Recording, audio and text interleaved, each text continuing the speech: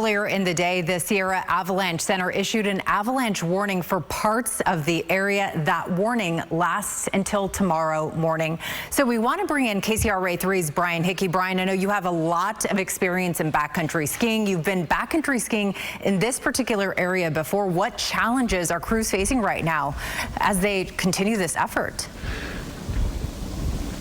Yeah, I've done a lot of backcountry skiing on Castle Peak, but I have not been back to Frog Lake, which is where these huts exist, and this avalanche is reported in the area of Frog Lake. I do know from research, because one day I would like to visit those huts, there's a very steep saddle one must pass through from Castle Peak down to Frog Lake and back out again to visit those huts, if that's the route you choose to go in there, and that would certainly be avalanche terrain. And so given where this is currently reported, that appears to be the situation where there is some very steep terrain there, avalanche-prone terrain, and obviously the conditions, as you can well see in my live shot right now. Now, we're at Palisades, Tahoe, and to be clear, that has nothing to do with this slide, but I want to use this as an example. You can see behind us, moments ago, we could not even see Red Dog Face, which is a prominent run right here at the base of Palisades, Tahoe. And I point this out because in these conditions, this limited visibility, it is very easy to find yourself at the base of a hazard that you can't even see.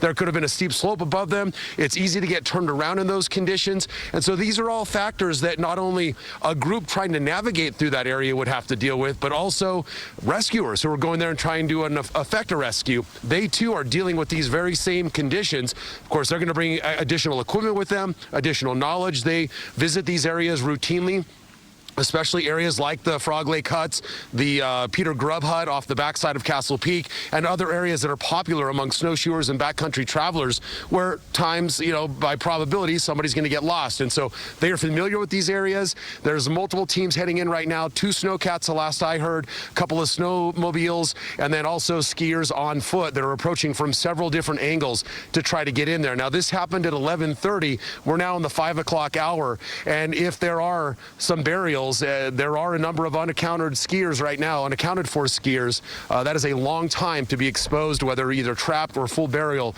in snow. We're just hoping for the safety of the lost and also those that are going in to try to effect a rescue in the conditions that are around us right now. Send it back to you guys. Yeah, 10 unaccounted for, 6 rescued so far. Brian, thanks for that look.